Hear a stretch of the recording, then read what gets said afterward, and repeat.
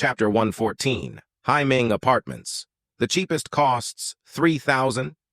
Chen Ge coughed and his hand moved involuntarily to the 20,000 or so in his backpack. He uttered in a calm voice, "Money is not a problem, but the new scenario will be open in a few days. I need the mannequins to be finished soon.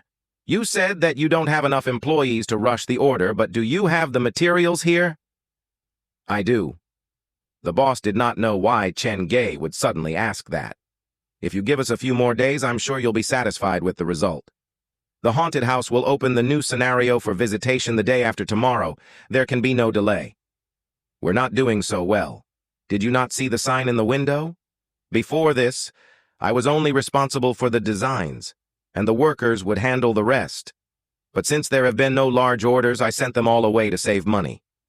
The boss also did not want to give up on Chen Ge's order so easily. "How about this? I will call the workers tonight, and I will have them rush the order for you in a week. A week is still too long. I need them the day after tomorrow." The boss sighed helplessly. "Even if we work at full speed, I can only give you 3 or 4 mannequins the day after tomorrow. You have enough materials, but not the workers." Chen Ge put down his backpack. "How about this? Lend your workshop to me for 24 hours. You only need to prepare the materials for me." "Huh?" As the conversation continued, it started to head down a weird direction. The boss did not quite react to it yet. "Then what shall I do?" "Just stand to the side and watch." Chen Ge moved his fingers and looked around the space. "After all, it's not like you have other customers. After the place is sold, the stored materials will be disposed of or sold at a low price. Since that's the case, you might as well lease the place to me for a day. Don't worry, I will purchase the materials at market price." The man had a point, but something felt off. The boss thought about it and realized he had nothing to lose. Looking at the excited Chen Ge, he nodded with difficulty. "All right, but you have to give me 10,000 as deposit. I'll remove the material price from the deposit, and I'll return the rest when you're finished. You have a deal." After paying the boss, Chen Ge entered the workspace. The place was huge, and multiple tools covered the floor. "You sure you want to do this yourself?" The boss was still hesitant. "If you need it, I can help. After all, I'm free." "Then I shall thank you in advance." Chen Ge was familiar with the tools because he had spent his internship at a toy factory. He took a tour, and after a plan formed in his mind, he pulled out his phone to call Inspector Lee. "Uncle Lee, I have a favor to ask. It's related to Muyang High School. The station has already closed the case. Why are you still so hung up over Muyang High School?" Every time Inspector Lee answered Chen Ge's call, his heart would quiver in worry, afraid that he might hear some bad news. "It's not related to the case. I just want to stop getting involved with the school." Inspector Lee became serious. "According to the main city's investigation, there might be a darker history there before the school was built." "A darker history?" Chen Ge did not press him. "Inspector Lee, you misunderstood me. I don't intend to meddle in police business. Didn't you tell me that a whole class got into an accident last time? I just want to ask if you have a picture of all 24 students. Have you lost your mind? Why do you need something like that?" "It's very important, but I cannot tell you the reason for now. I swear it's not for malicious use." Chen Ge was planning to build bodies for the 24 lingering spirit to possess so that they would not be homeless anymore. In a way, he was doing a good thing. The phone was silent for a long time before Inspector Lee said, "Don't do anything stupid. Call me if you find out anything. I'll take a look in a bit." After hanging up the phone, Chen Ge did not think too much of it, but he scared the boss speechless. The man hesitated for some time before sidling up to Chen Ge to ask, "Are you a cop?" "No." "Have you prepared the materials?" "Yes." Even the tone used by the boss had gotten more reverential. "All right, it's time to start working." Chen Ge and the boss went to prepare the clay first. 10 minutes later, Inspector Lee sent a group photo with 26 people and said it was the only picture they had in the files. There was a bespectacled senior sitting in the middle of the photo, and behind him stood 25 students. "It's a lot easier with the picture as a guide." Chen Ge thanked the boss before asking him to move away. He carved out a rough head shape from the clay before activating his skill, dollmaker's talent. Using the different types of carving knives, Chen Ge made a human skull that was similar to the face on the picture in less than few minutes. His pair of hands were as delicate as flying butterflies as he masterfully employed the carving knives. The ease with which Chen Ge conducted his work stunned the boss. It felt like he was watching an art documentary sped up thrice. What is this person's actual occupation? After he was done with the carving, Chen Ge used the wet sponge to carefully wipe down the skulls. His touch was so masterful that after he wiped the dust away, a skin-like consistency appeared on the clay body. After a while, the clay body hardened, and Chen Ge sprayed it with sticky plaster. Then, there was nothing left to do but wait. The plaster needed at least 1 hour to dry. Utilizing this downtime, Chen Ge went to work on something else.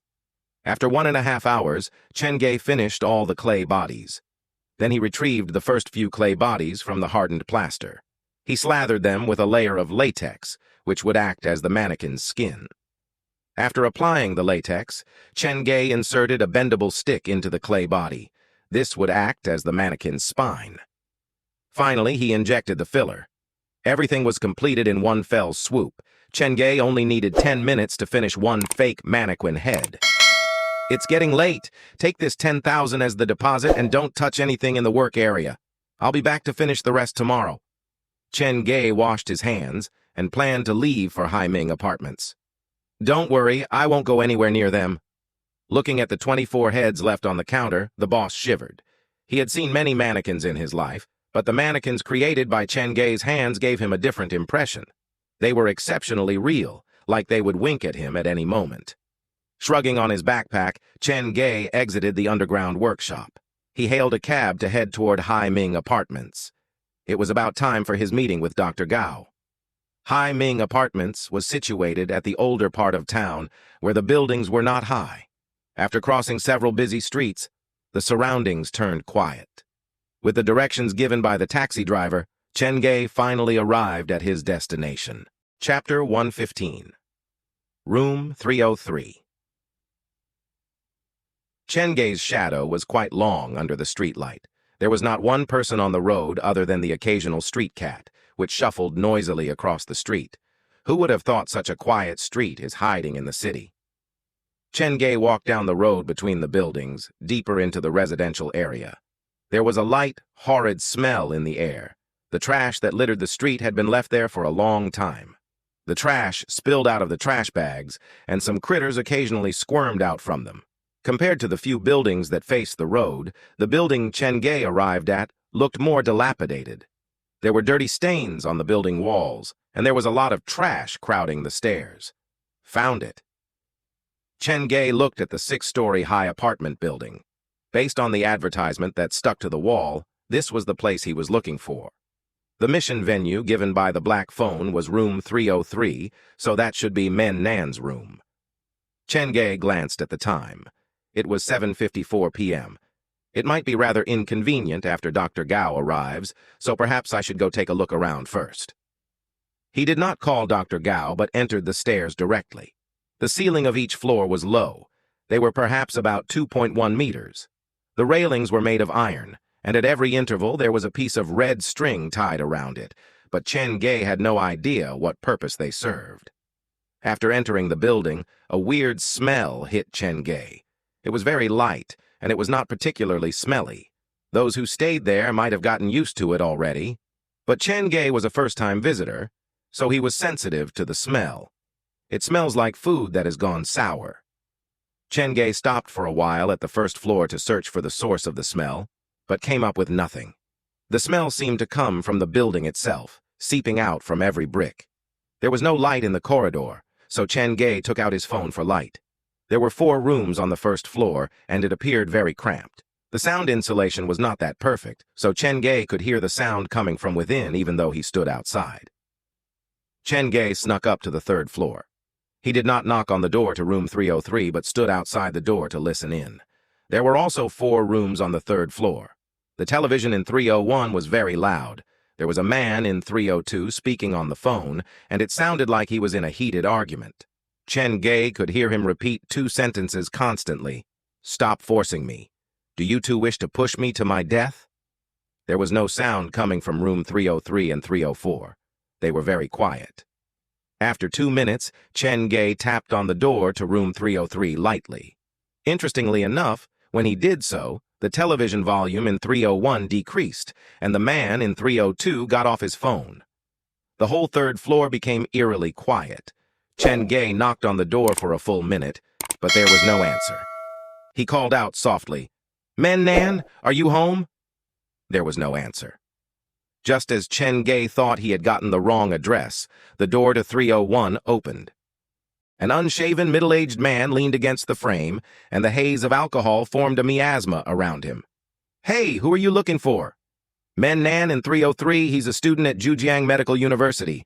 I heard he's not feeling well, so I came to visit him." "You got the wrong place. I have no idea who this Men Nan is, but I'm sure he is not living in 303. The man scratched his face. His left cheek had been bitten by a mosquito, and the wound had been scratched until it was bleeding. "But my friend told me he lives here." Chen Ge tried to get some information from the man. "Furthermore, you said you don't know Men Nan, so how can you be sure he doesn't live here?" "Someone died in room 303 before, and ever since then, the room has been vacant." The man moved his fingers before his face to look at the blood left underneath his nails. "Stop knocking on the door. It's bad luck. You hear me?" The middle-aged man then slammed the door in his face. However, Chen Ge realized the man did not return the volume of the television back to normal. The man was probably hiding behind the door to listen to his movements. Chen Ge did not knock on the door anymore, but he had acquired an important clue from the man.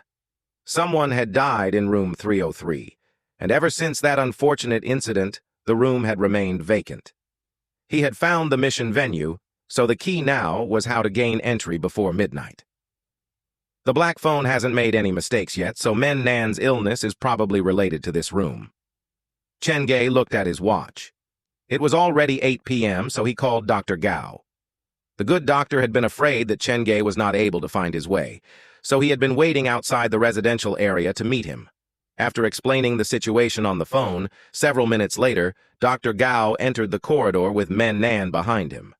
When he saw Men Nan again, Chen Ge had a shock. The young man now looked completely different from a normal person. He looked like a naturally deformed person.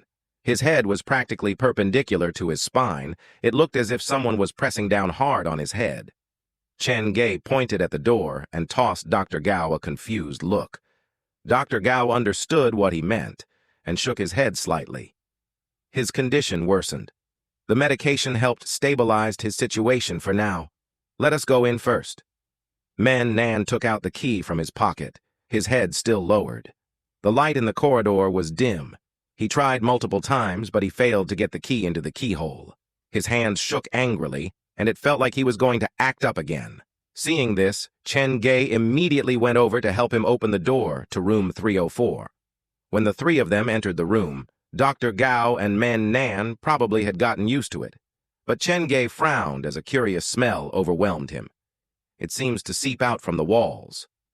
Chen Ge looked around the room. The place was clean and neat. There was no rubbish in the waste bin, so he did not understand where the smell came from. Another body sealed inside a wall? Chen Ge denied the thought quickly. The wall at the end of the third-floor corridor at Ping An apartment had purposely been strengthened by Wang Qi. The wall of a normal apartment would not be thick enough to hide a body. Dr. Gao noticed how weird Chen Ge was asking, so he asked him, "What are you looking for? Do you not smell a very weird odor?" Chen Ge stopped at the wall between 303 and 304. The smell was the most intense there. "There is, but old buildings tend to have weird smell." Dr. Gao led Men Nan to the bed, but the young man refused to go near it. He would rather stand than sit on the bed. Chen Ge glanced at Men Nan, and he whispered to the doctor, "What's going on with him?" "He's afraid of falling asleep." In the previous dream, the man was already strangling his neck. If he falls asleep again, he's afraid it might be his eternal slumber.